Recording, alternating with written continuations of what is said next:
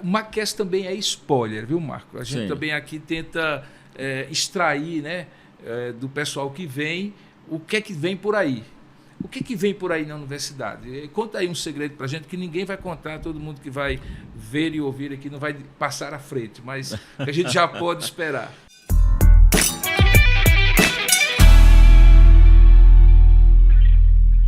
Olá pessoal, a gente está aqui no Macast especial com o nosso querido e magnífico reitor Marco Túlio Castro de Vasconcelos. Como você sabe, o Macast é um bate-papo descontraído e particularmente hoje eu tenho o prazer de receber e juntos estarmos aqui com você nessa bancada que é super especial. Doutor Marco Túlio, seja muito bem-vindo. Muito obrigado, reverendo. Uma alegria para nós estarmos aqui compartilhando um pouco da nossa vida, da nossa trajetória, da vida da universidade, sobre planos. É um prazer, de fato, estar aqui podendo conversar contigo, lhe ouvir também e poder responder ou não determinadas questões que vocês vão apresentadas, né? Olha, a partir de agora, você deixa de ser doutor Marco Túlio, magnífico, eu deixo de ser o chanceler, reverendo, e o bate-papo é o seguinte, aqui eu estou vendo que o senhor é graduado em Ciências Econômicas, Ciências Contábeis, pela gloriosa Universidade Federal de Pernambuco, minha vizinha lá. Como é que foi essa história de virar contador? Pelo menos é assim que todo mundo acha que o sujeito que faz ciências contábeis se torna, né? A minha casa é uma casa de contadores, não é? A começar pelo meu pai.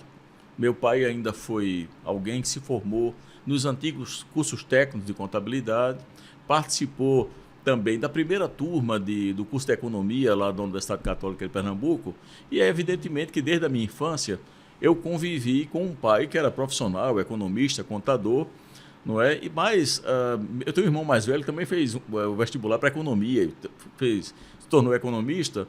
Eu acho que até por influência dele, eu fui vestibular para economia, muito jovem, com 18 anos, talvez muito sem saber o que fazer, embora eu lembro que na juventude era muito comum a gente fazer os testes psicotécnicos, né? E deu para a grande área de humanas e tal, e eu fiz o curso de Ciências Econômicas. Para mim, foi um grande ganho na minha formação. E eu digo assim que acaso não haverá. Não é? Durante a minha trajetória de estudante de economia, eu namorava e queria casar, muito preocupado com renda, eu arrumei um emprego num banco. Logo num banco? Logo num banco. Mas pouco tempo depois surgiu uma alternativa para ser trainee numa companhia multinacional americana, que era a Ford Motor Company, a Ford Brasil S.A., que tinha uma unidade no município de Jaboatão. E eu ingressei ali na Ford como estudante de economia, quase formado, mas comecei a trabalhar e a militar com uma série de questões que não eram próprias da economia, que tem uma perspectiva mais macro das coisas. E lá eu passei por um treinamento de um ano. Cada mês eu ia com um profissional de uma determinada área, eu fazia relatórios para o CIE, em Pernambuco também, com o controle da fábrica e meu coordenador. Então, eu terminei passando por um trabalho de formação com 12 diferentes executivos e grande parte desse aprendizado terminou sendo da área que nós chamamos de controle ou de contabilidade gerencial. E foi aí que eu resolvi fazer um segundo vestibular, porque eu vi que eu estava um pouco deslocado entre formação e prática profissional, não é? Então, meu caminho dentro da contabilidade se deu neste momento da Ford, buscando uma aderência ao que eles faziam como prática e o que eu tinha de formação. Bom, a essa altura o pessoal já percebeu pelo seu sotaque e pelo meu sotaque que nós não somos daqui de São Paulo. Sim. Fala um pouco da sua origem pernambucana. Assim, eu nasci na cidade do Recife, não é? E nós temos o pernambucano, o recifense, ele é metido, né? Diz que é a cidade mais importante do Brasil, uma das mais antigas, e de fato tem essa tradição, uma cidade muito forte no que tange a questão da cultura, da culinária, do ser e pensar o agente político cultura, arte, da né? cultura, da dança, da música, da poesia, do repente, de fato com as características do estado de Pernambuco, mas que eu acho que são muito parecidos, muito próximos daquilo que nós encontramos na Paraíba também. Então eu sou pernambucano, com muita alegria, não é? E estou de uma passagem que eu não sei por quanto tempo aqui em São Paulo. Nós somos aqui, estamos de passagem cumprindo missões. Isso. Não é isso? Marco, você tem uma influência muito grande, a gente já teve a oportunidade de conversar outras vezes, da sua formação moral e ética que você recebeu dos seus pais. Eu me recordo que quando eu estava no seminário, talvez poucas pessoas saibam disso, né? O pai de Marco era um dos membros do Conselho Deliberativo na época do Seminário Presbiteriano do Norte, que foi onde eu me formei em teologia. E sei da formação ética dele, da formação religiosa e tudo mais. Como é que foi nascer num lar de cristãos muito firmes e ter todos aqueles conflitos e lutas da juventude, as brincadeiras da época em que a gente não tem tanta responsabilidade assim? Como é que é essa formação do homem, Marco Túlio? Eu digo que ela foi difícil e foi fácil, não é? O lado do meu pai, minha avó materna, meu avô materno, todos eram cristãos, não é? Do interior de Pernambuco, eram membros de igreja congregacional, não é? Mas meu pai tornou-se presbiteriano na juventude e, evidentemente, meu pai, alguém que está completando agora 94 anos, ele foi criado numa outra ambiência, numa outra forma de pensar, como o lar também da minha avó materna também, cristã, não é? E todos, eu tenho familiares pastores, pro lado da minha mãe, pro lado de meu pai, e isso não só da igreja presbiteriana, mas igreja congregacional, batista, então sempre foi uma educação, digamos assim, muito sob rédeas curtas, não é? Na minha casa nós não podíamos levantar a voz, nós não podíamos chamar palavrão, não é? A possibilidade de reclamo era aquele hora cebola. Porque se você usasse um palavrão ou um termo inadequado, você era, de fato, orientado a não fazê-lo, né? Meu pai era um indivíduo que sempre foi muito cuidadoso nas coisas da gestão, das organizações, da própria casa. E eu aprendi muitas coisas com ele, por exemplo. A história de não mentir, a história de qualquer tipo de procedimento não ético nas relações entre as pessoas. Mas eu sempre lembro das questões do dia a dia. Eu sou filho do meio de 5 filhos e eu sempre fui um pouco mais falante do que os outros, mais corajoso, não é? Mais atrevido. Mais atrevido ou folgado, como se diz. E eu era encarregado pelos nossos irmãos de fazer negociação com ele com relação à mesada. Você era o porta-voz. Era o porta-voz. E às vezes eu chegava para meu pai e dizia: papai, o senhor pode me dar aí R$1, digamos, né? E ele perguntava assim: para que é? Eu digo para eu ir na venda e comprar um bombom. Se ele topasse e entregasse R$1, ele jamais cobraria de volta. Mas ele sempre perguntava antes: é emprestado ou é dado? Se fossem 5 centavos emprestados, jamais eu ficaria livre de fazer aquela devolução, aquele pagamento. Então, eu creio, horário de chegar em casa, não é? Eu ia para casa de namorado, eu tinha que chegar em casa às 22 horas. Mas é isso aí que eu queria saber. Essas regras funcionavam dentro de casa e fora de casa, no campinho de futebol, com as meninas? Como é que era isso aí? Não, sim, eu acho que... eu sempre tive muito temor a Deus, mas, sobretudo, muito respeito a meu pai e minha mãe. Então, todas as vezes que existia algum tipo de pensamento pendor para fazer alguma coisa errada, que eu não deixei de fazer, mas eu sempre trazia à memória a reprimenda, porque eu sou daquele jovem que precisei levar uns castigos. Isso que eu ia perguntar, você preferia apanhar, levar uma bronca, ou levar uma bronca, apanhar? Olha, não tinha essa escolha, porque... Levava as duas, a bronca e a apanhar. Meu pai tinha um chinelo franciscano, que era muito amigo meu. Aquele de couro. E de couro, e também cinto. Então, assim, essa forma dura de advertir, não só do aconselhamento, porque muitas vezes também foi, mas a questão do apanhar, não é? Ele sempre foi frequente na minha vida, e eu digo porque eu merecia. Porque eu aprontava muito dentro do colégio, eu estudei num colégio presbiteriano ali, né? Que é tradicional em Recife. E essa história de namorar aqui, namorar ali, que minha esposa não escute, não é? Mas... Faz tempo. Faz tempo. Sempre trazia sobre mim algum tipo de reprimenda por parte dos pais ou de cuidado, do amor, do zelo que eu tinha dos pais. Então, hoje, eu dou graças a Deus. Eu não sou daquele que, na maioridade ou na maturidade, olhe para trás e diga assim: olha, eu não tenho mágoa do meu pai e da minha mãe porque eu cheguei a levar uns castigos e uns coros de vez em quando. Eu não tenho esse sentimento, não. Eu sou grato a eles por isso. Naquela época, filho de crente não ia para festa, não sabia dançar, não fumava, não bebia. Como é que era seguir isso no meio escolar, onde todo mundo fazia? E como é que funcionou certinho? Deu tudo certo? Olha, eu vou dizer que sim, reverendo, porque na minha casa, meu pai, que sempre foi o condutor das coisas, ele só admitia abrir um vinho. E eu digo com uma frequência, talvez, a cada 2 meses, 3 meses. E quando ele abriu uma garrafa de vinho, era uma garrafa só, que era consumida por 5, 6, 7, 8 pessoas. Então ninguém tomava mais da conta. Eu lembro que eu era atleta também, eu jogava handball, eu representei o colégio em jogos escolares, e um treinador, ele me levou, depois de logo quando eu cheguei, para uma lanchonete, num posto de gasolina que tinha de frente ao Agnes, e ele me ofereceu um lanche. Eu fiquei muito honrado, eu era um garoto de 14 para 15 anos, e ele me ofereceu um copo de cerveja num copo americano. E eu tomei, né? Poxa, o técnico está me dando todo esse espaço. E eu cheguei em casa e contei para minha mãe. E ela disse assim, meu filho, eu não faço questão que você beba, mas quando você quiser beber uma cerveja, me diga o que você vai tomar aqui em casa. Então, eu posso dizer que isso não se repetiu, isso nunca fez falta.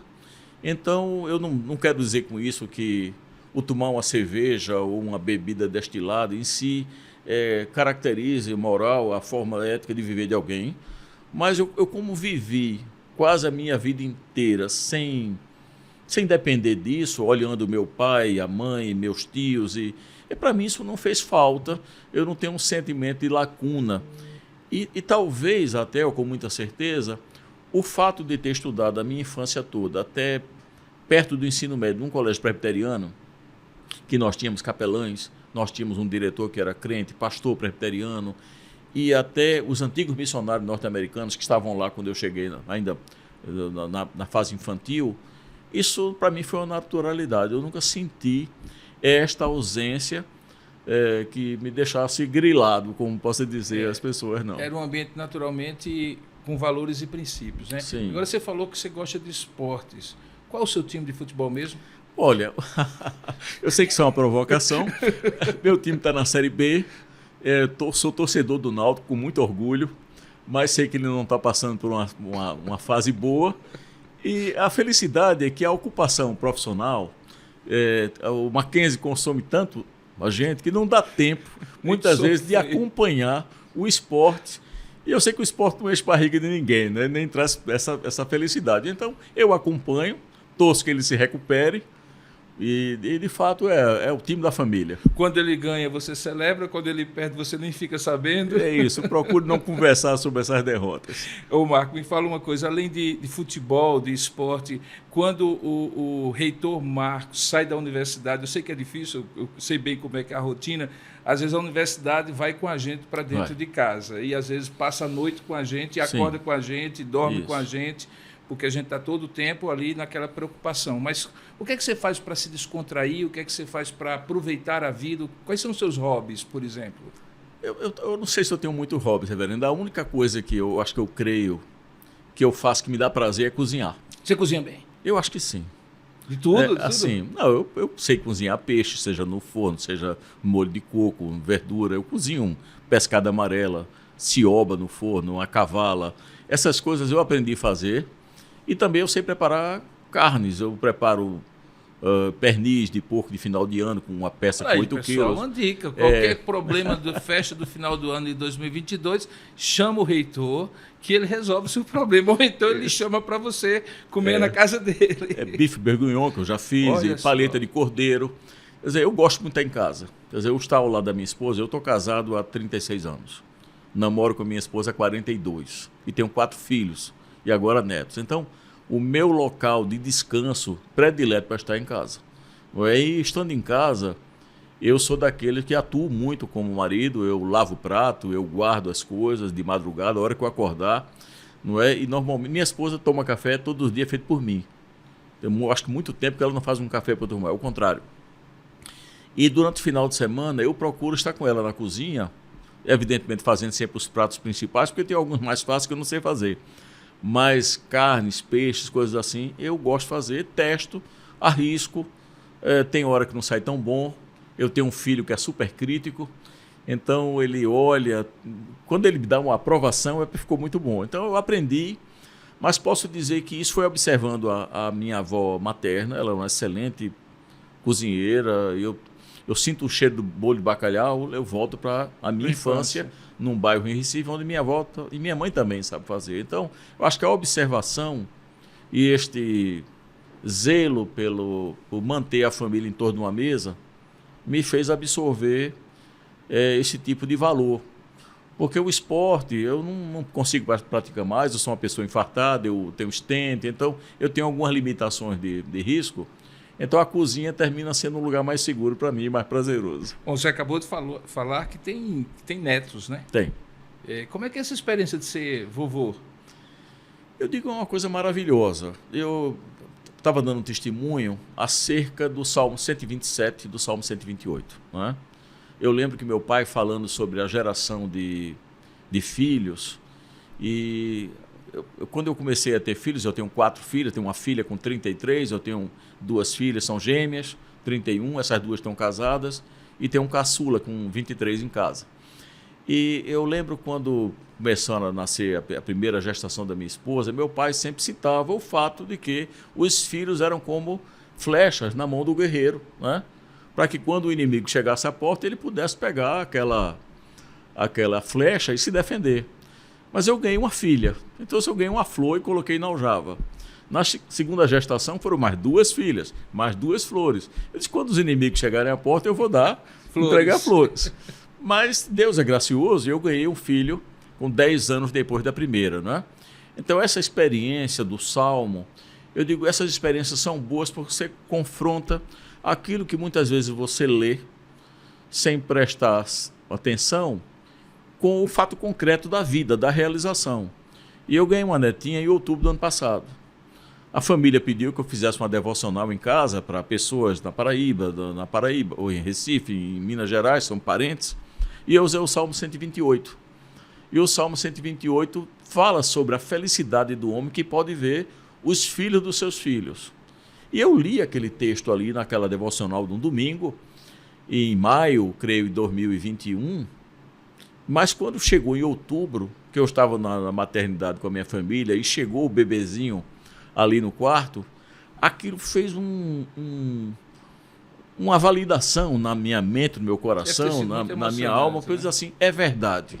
Essa emoção de você ver os filhos dos seus filhos, eu peço a Deus que te abençoe para que você possa provar desse mesmo momento, porque é um pouco da continuidade. A gente fala da eternidade, a eternidade de Deus e a eternidade nossa, que Deus nos permite, eu sei que a salvação é para isso, mas é como se, independentemente disso, ou já agora, você consegue provar a sua perenidade, a sua continuidade na vida das pessoas, não é? Então eu tenho esse sentimento muito grato a Deus. Bom, então você está vendo, né, Micael, Manuela, Gabriel? Vamos lá, vamos ver se eu consigo ter essa mesma emoção em breve aí que o Marco Túlio está descrevendo aí. Marco, você falou que é um homem que começou a trabalhar muito cedo, teve uma origem ética, de trabalho. Certamente você traçou para a sua vida. A gente faz planos, mas nem sempre a gente alcança. Mas alguns sonhos você certamente já alcançou e pode dizer assim, olha, isso aqui eu realizei. Quais foram as realizações pessoais, familiares, profissionais que são como sonhos cumpridos na sua vida? Olha, eu não peço mais nada a Deus hoje, não é? Porque eu olhava para casais, meus pais, minha sogra, meu sogro, eles sempre foram pessoas que aconselharam casais. E eu presenciei durante muito tempo conflitos de pessoas da igreja ou fora da igreja que iam para a casa deles tentar sarar aqueles problemas, né? E eu via, meu pai está casado com a minha mãe há 65 anos.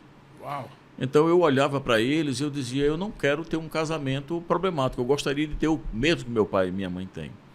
Então, poder dizer hoje que eu estou casado há 36 anos, de ter filhos que estão formados profissionalmente e estão obtendo sucesso na sua trajetória profissional, vivendo com integridade, é uma coisa que eu posso dizer assim, como pai e tal. Como o profissional, aonde eu caminhei não foi o sonho que eu projetei. Quando eu entrei na Ford, eu queria ser executivo do mundo da indústria automobilística. Eu sonhava com isso.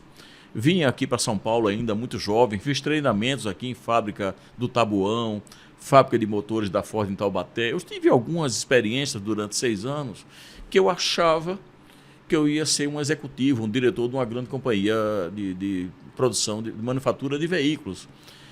Só que um professor me fez um convite, um professor na universidade. Abri um concurso e eu não acreditava em mim. Aguinaldo de Andrade Filho, ele já falecido, ele perguntou se eu não toparia participar de um concurso para ser professor da universidade. E essa mudança não programada, e o fato de eu ter aceito o convite, ter submetido sem acreditar muito sobre a possibilidade, de repente eu estava como professor da universidade. E de repente eu fiz um concurso nacional para uma seleção no mestrado, eu vim aqui para São Paulo em 92. Então as coisas mudaram de uma maneira que eu jamais imaginei, porque não estava nos meus planos ser professor, fazer um mestrado, um doutorado, ou ter qualquer, digamos assim, experiência como gestor de uma instituição de ensino. Isso não estava no meu plano. Mas quando eu volto com o doutorado quase concluído e chegar em Recife, um grupo de professores disse, olha, vai ter eleição para ser chefe do departamento e nós queremos que você assuma. E eu não tinha experiência, eu era muito novo lá, mas assumi. E a partir daí houve uma sucessão de encaminhamentos. Eu fui eleito diretor 2 anos depois, passei 4 anos. O reitor me chamou para ficar 5 anos como espécie de pró-reitor adjunto da área de planejamento e depois eu fiquei 5 anos como pró-reitor administrativo da Universidade Federal de Pernambuco. Então eu terminei tendo uma trajetória, digamos assim, política administrativa que eu não imaginava que eu fosse ter e eu só posso compreender que isso estava nos propósitos de Deus o tempo inteiro sem eu saber. Não é porque eu vim aqui para o Mackenzie, conheci o Mackenzie, não sei por obra de quem, mas eu fui nomeado como membro da comunidade na época que o reitor era o professor Cláudio Lembo. E eu passei 2 anos conhecendo um pouco, mas mesmo naquele período de 2 anos eu nunca imaginei vir para cá.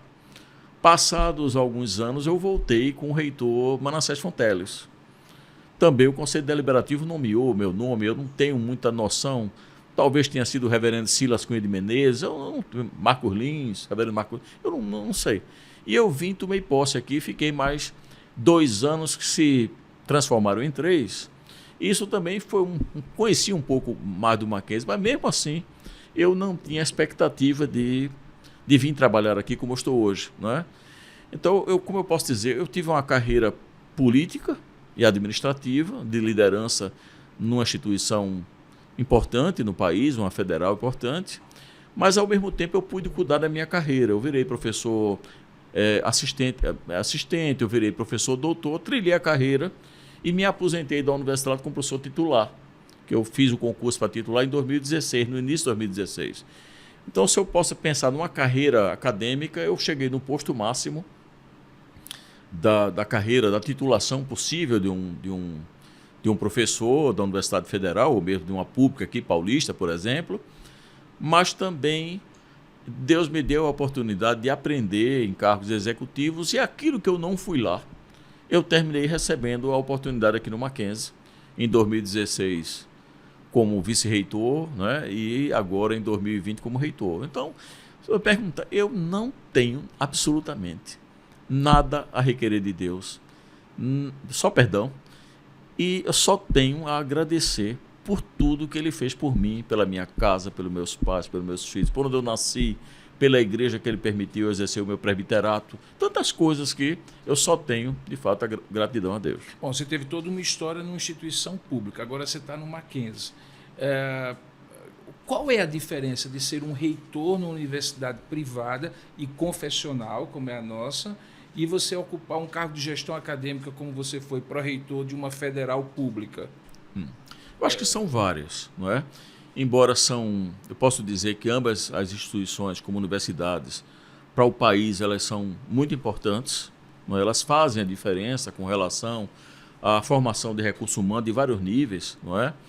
E com a quantidade de projetos de pós-graduação, de programa de mestrado, de doutorado, das pesquisas básicas ou aplicadas que lá nós temos também, em dimensões diferentes, mas todas com esse propósito de uma instituição que cuida da formação de graduação até os doutores que ambas as instituições formam, tem a expectativa do investimento sério em pesquisa, não é? Especialmente seguindo o rigor do método científico, porque a ciência ela não pode ser colocada em risco por conta de um procedimento descuidado, né? Então, esses valores as instituições sempre tentam preservar, mas talvez até a partir do momento que você pense na perspectiva extensionista, você começa a ter alguns encontros e algumas diferenças, né? Similaridades e diferenças. A instituição Mackenzie, ela tem o seu propósito, desde os seus fundadores, do olhar missional, não é? Eu acho que o olhar da Mary Ann Chamberlain foi um olhar de amor, né? Um olhar de visão, de transformar, que não foi uma visão meramente da sustentabilidade econômico-financeira, que eu, como reitor, tenho que cuidar. Mas a gente não pode colocar, de fato, o dinheiro, a realização profissional, de orçamento em primeiro lugar. Você tem que colocar primeiro o aspecto missional. E eu acho que nesse aspecto, o líder da instituição, ou daqueles que trabalham, daqueles que administram, que supervisionam, sabe que o Mackenzie é uma universidade, mas ela pertence a Deus. A gente fala que ela é da igreja presbiteriana, mas ela pertence a Deus. Quer dizer, tudo que a gente faz aqui é para o louvor e para a glória de Deus. Embora eu conheço muita gente que trabalha em universidades públicas que fazem isso como o seu compromisso profissional de sempre estar prestando conta a Deus. Mas aqui eu acho que a gente tem um propósito de partida da fundação derivado desse aspecto missional. Talvez aqui seja uma coisa intencional, faz parte da cultura, sim, faz parte do propósito da instituição, né? Sim. Mas não é muito fácil não, né? Porque assim, você gerir uma instituição confessional que faz parte de um grande guarda-chuva chamado Instituto Presbiteriano Mackenzie. Esse ano nós estamos completando 70 anos de universidade e de repente você ser como uma locomotiva em termos de geração de recursos para sustentar uma série de ações desse instituto e, ao mesmo tempo, ter que manter a autonomia da gestão acadêmica, a relação com professores, com alunos, com o entorno. Eu fico imaginando que são muitos stakeholders, são muitas pessoas a dar conta, não é isso? São muitos interesses que são naturais, não é? Digamos assim, sobre aquele que trabalha conosco como professor, como funcionário, como aluno. Eu sei que a gente tem que ter, sobretudo, paciência, compreensão de quem vem trabalhar com a gente, mas, sobretudo, quem vem estudar. A gente abre um processo seletivo, né? E o aluno vem para cá com a sua formação familiar, daquilo que ele aprendeu na escola, do seu avô, dos seus pais, de um jeito ou de outro. E a gente tenta aqui, além de oferecer o melhor ensino que a gente quer para poder a sua formação, a gente tenta envelopar esse aspecto do sentido, né, do valor, para que no aspecto do compromisso social, ético, moral, ele seja um bom advogado, um bom engenheiro. E é uma tentativa de você equilibrar coisas que são muito importantes, né? Você dá defesa daquilo que a instituição, do seu nascedor até hoje, ela defende, que a gente não pode abrir mão, não é? E que a gente tem que reafirmar, tem que educar. E por isso que eu falo de paciência, porque a gente tem que insistir continuamente num processo que não se acaba, a gente tem que melhorar no sentido de comunicar a razão de ser da nossa fé e por que a gente acha que tem que ser daquele jeito, respeitando as diferenças das pessoas, aquela carga de crença que ela tem. Então a gente tem que tentar compreender e, ao mesmo tempo, ser muito eficaz para que ela compreenda qual é esse modo de pensar, digamos assim, da cosmovisão cristã reformada que a gente tem, mas que eu tenho porque eu fui educado pelo meu pai, pela minha mãe, pela minha avó, pelos meus tios, pelo meu sogro pastor e por toda a ambiência que eu tive durante toda a minha infância, juventude e fase adulta com pessoas. Então, a gente tem que compreender. E eu sei que é uma instituição muito grande, nós temos mais de 1.000 professores, nós temos quase 700 funcionários, 34 mil alunos e também olhando para o instituto, olhando para os funcionários, para todos ali, a gente sempre tem que ter a busca de convergência, não é? Nem sempre eu consigo, nem sempre acerto. A gente tenta se cercar dos conselheiros, né? A palavra de Deus diz que na multidão de conselhos há sabedoria. E a gente tenta buscar esse aconselhamento para que o nível de estresse ou de tensão, digamos assim, ele possa ser reduzido, porque o estresse e a tensão, ele termina criando óbices para o desenvolvimento, né? E eu sei que nem sempre a gente acerta. Eu me policio muito porque eu não quero ser o vetor, sabe? Mas às vezes eu sou o vetor. Então, essa luta que o apóstolo Paulo fala, né, de querer fazer, não faz, não querer fazer, o líder de uma instituição cristã formada, eu digo todos eles, tem que se policiar o tempo inteiro, não é? Eu acho que isso é um desafio mesmo, porque além dos interesses, tem desconhecimento.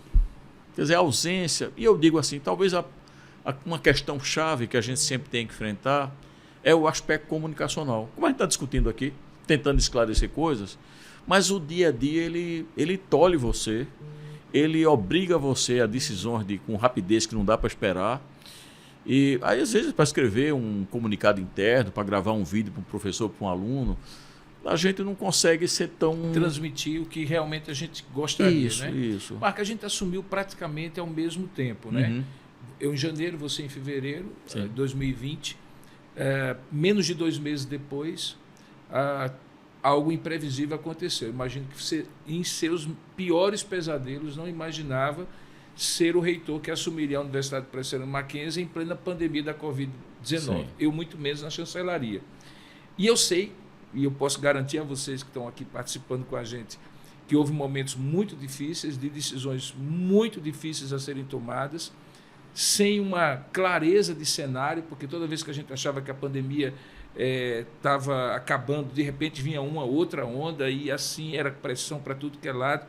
Mas assim, o que naqueles momentos realmente assim foram importantes para você manter saúde, manter capacidade de decisão, manter a capacidade de gerir a universidade? O que foi que sustentou? Quais foram talvez as noites mais sombrias que você teve?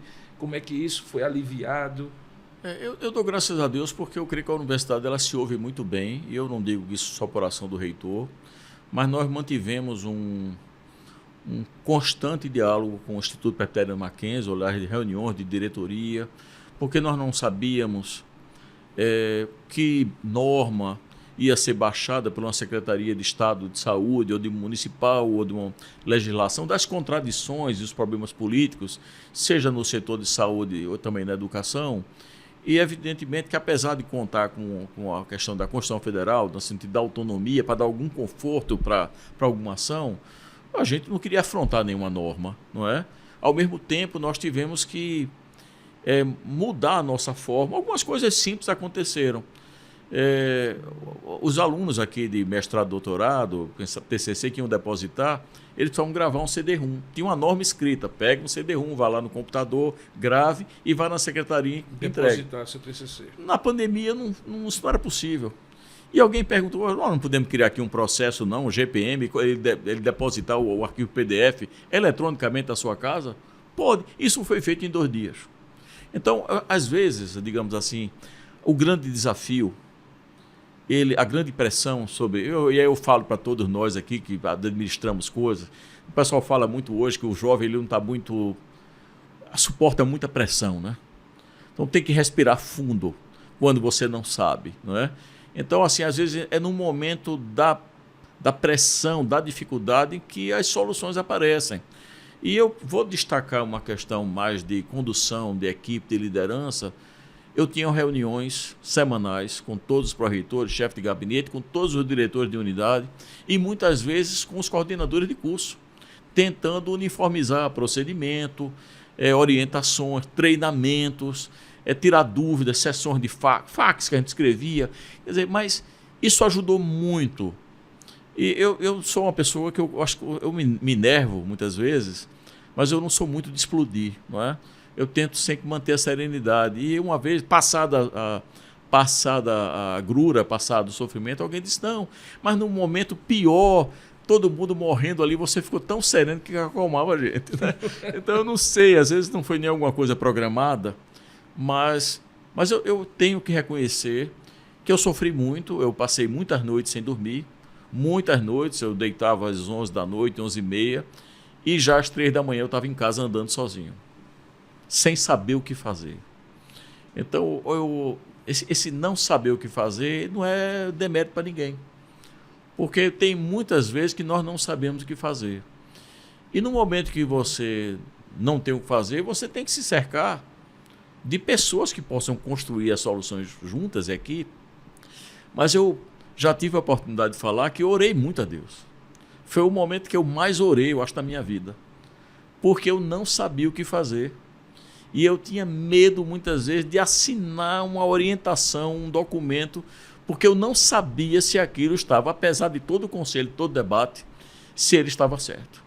Então, eu me confessando aqui com o reverendo Robson, muitas vezes eu chegava assim, diante de Deus, às 10h30, 11 horas ali, com olheiras, porque não tinha dormido as 2 noites anteriores, e eu disse, Senhor, eu não sei como fazer, né? Leva esse problema, resolve para mim e tal. E entregava para Deus. E entregava para Deus às 11 da noite, mas às 3 da manhã, 2h30, eu ia lá buscar. Porque meu cérebro despertava e eu começava a calcular o documento do diretório acadêmico, o e-mail do pai, o documento do PROCON, da Justiça que chegava pedindo esclarecimento, Ministério Público. E a gente, será que eu fiz certo? Mas eu dou muito graças a Deus porque com o tempo a gente começou a receber feedbacks. Olha, funcionou. Mas eu quero também aqui aproveitar. Eu sempre fui muito agradecido aos próprios alunos, porque eles foram extremamente compreensíveis às famílias. Sempre teve algum nível de, evidentemente, de reclamação, mas eles foram muito mais parceiros, assim, compreenderam a situação do mundo, do país e a nossa. E também os nossos funcionários. Ou seja, quando a pandemia começou, nós tínhamos aqui na universidade talvez 5 pessoas que eram craques em Moodle, em aula invertida. Nós sabíamos citar o nome das pessoas. Passado um ano de pandemia, esses especialistas desapareceram. Porque o grupo ele começou a se ajudar de uma maneira... Vou dar um exemplo. Criaram aqui um grupo de mulheres, que eu vim saber depois, que eram chamadas as meninas. Elas criaram um grupo de mulheres. Então elas começaram... Professoras. Que criaram um grupo de ajuda. Diz assim, como é que abre uma aula no BBB? Como é que separa as salas? Dentro do Zoom, dentro do... Então elas começaram a se ajudar. Houve um outro, com um tipo assim, nome de escola de samba, era Unidos do REC 3. Eu não sabia.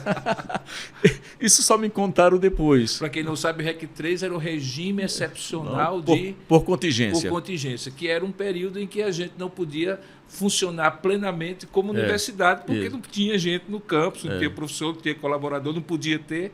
E aí criou-se esse REC 1, REC 2, REC 3. Foram edições para dizer assim, como é que a gente funciona para cada situação que está sendo posta, né? Mas eu até conto outras coisas. Nós tivemos 2 iniciativas maravilhosas. Uma que professores mais jovens, que pegaram professores que eram mais experientes aqui na casa, já com 80 anos, com 75, que não tinham computadores em casa, que não tinham celulares. Como é que um professor desse passa a entrar dentro de um ambiente do BBB, do Moodle, ele passa a funcionar? Ele só operou porque um colega mais jovem passou a ajudar o professor mais antigo e ele fez o que a gente conhece no sertão e no agreste, que é a canga de boi. O boi novo e o boi velho. E isso existe, de fato, na experiência do nordestino, do fazendeiro ali, daquele que cuida, porque o boi novo ele tem muita força, ele é muito afoito, mas ele não tem a experiência do boi já experimentado ali, pisando o grão ou caminhando no campo, né? Então, eles fizeram duplas e o mais velho foi ajudado pelo mais novo, que ensinou a ele como é que fazia um upload no arquivo, como é que conversava com um aluno pelo chat, sabe? Como é que abria essa comunicação. E houve um momento que foi, eu digo assim, muito maravilhoso na vida da universidade, que envolveu a capelania com a chancelaria, envolveu os professores da gastronomia, envolveu os professores da psicologia, também da fisioterapia, porque eles montaram um programa de tentar sarar as pessoas à distância. Então, eles deram assim aulas de relaxamento, aulas de culinária, que a pessoa pudesse estar em casa e fazer ali um pouquinho, para tentar distrair um pouco os aconselhamentos da psicologia, como também dos capelães. Então, esse momento mostrou o que o Mackenzie é de diferente. Entendeu? Ele não se furtou a socorrer aquele que estava precisando de ajuda. E eu tive pessoas que adoeceram, que foram para o serviço médico porque não aguentaram a pressão de não saber lidar com a questão da mídia, com a questão da... Ainda hoje, né, muitas organizações, a nossa não é diferente, ainda está num rescaldo, ainda os desdobramentos da pandemia, tensão, estresse, a gente percebe menos hoje, mas o pessoal ainda está naquela situação de tá saindo de uma grande crise, né? Sim. Quando você, de repente, está ali naquele mar de Serrambi, onde você gosta de pescar os seus peixes e cozinhá-los e assá-los ali na brasa, e você leva uma onda ou uma vaca, como o pessoal fala, Sim. e você de repente sai ali dentro d'água meio perdido, não sabe para onde, está cansado, quebrado, e a gente percebe isso. Agora, o Mackenzie também é spoiler, viu, Marco? A gente Sim. também aqui tenta extrair, né, do pessoal que vem, o que é que vem por aí. O que vem por aí na universidade? Conta aí um segredo para a gente que ninguém vai contar, todo mundo que vai ver e ouvir aqui não vai passar à frente, mas que a gente já pode esperar. A universidade, para sobreviver, ela precisa cuidar de si própria, não é? No sentido de constantemente estar up-to-date, né? Ela precisa estar atualizada, fazendo as coisas.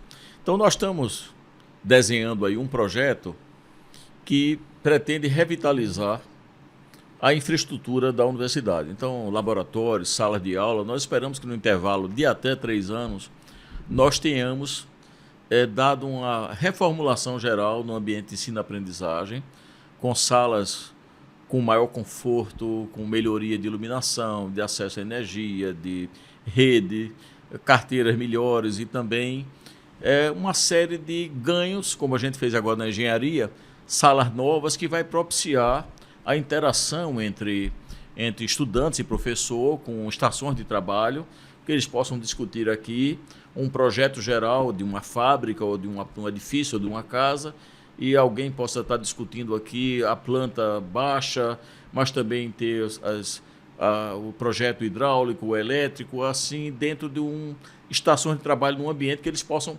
fazer rotação e discutir com professores, até com engenheiros de empresas parceiras, para que esse aprendizado ele se torne mais concreto, mais perceptível, reforçando aquilo que o Mackenzie já tem em termos de empregabilidade, né? Então, essa melhoria e modernização de laboratórios é um aspecto. O outro tem a ver com a reformulação dos projetos pedagógicos. Isso é uma obrigação o tempo inteiro. Isso não tem fim, não é? Seja por agregação de conteúdos mais adequados. Novas demandas. Novas demandas que permitam também o relacionamento entre escolas, porque o conhecimento não pode estar restrito ao muro. Um profissional que esteja sendo formado em direito, ele precisa das questões próprias da tecnologia da informação, como qualquer outro, não é? Então a gente sabe que os grandes escritórios já estão orientando seus advogados a mexer com linguagem de programação ou de pesquisa. Então, as escolas elas vão precisar conversar mais, não só nos projetos pedagógicos, mas projetos integradores. Então, essa é uma tendência que nós vamos reformular os projetos até o final do ano, colocando digamos assim, uma expectativa da sociedade com relação a esse viés extensionista, né?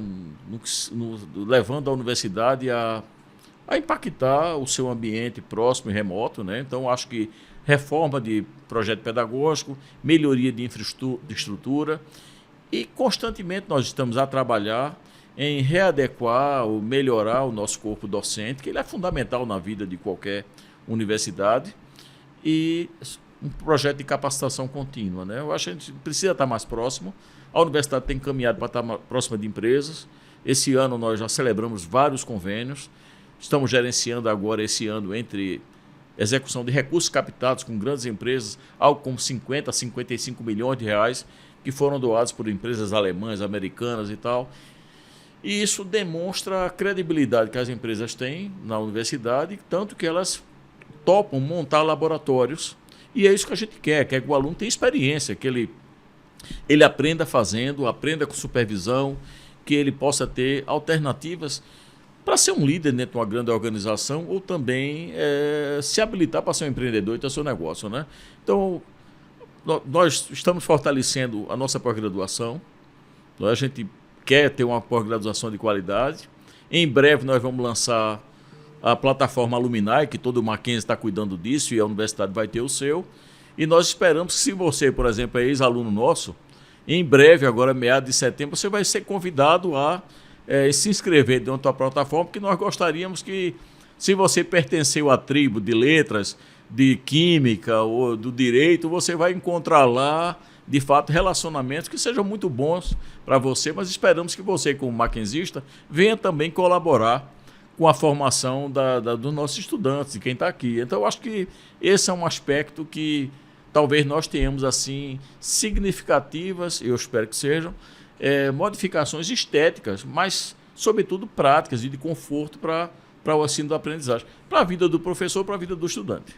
Ótimo. Marcos, se a gente, um paraibano e um pernambucano juntos, deixar o pessoal aqui falar, gente, a gente conversa o dia inteiro aqui. Papo tem aqui à vontade, mas a gente está chegando ao final porque tudo que começa de alguma maneira tem que acabar. E eu gostaria de deixar para o pessoal uma última palavra sua, que você pudesse falar um pouco do que você quer deixar como última mensagem para o pessoal do Mackenzie aí.